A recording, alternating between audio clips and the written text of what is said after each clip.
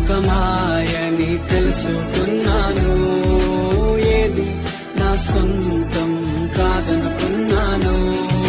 తప్పిపోయిన కుమారుని నేనైతే నా కొరకై నిరీక్షించే తండ్రి నా యేసు. తప్పిపోయిన కుమారుని నేనైతే నా కొరకై నిరీక్షించే తండ్రి నా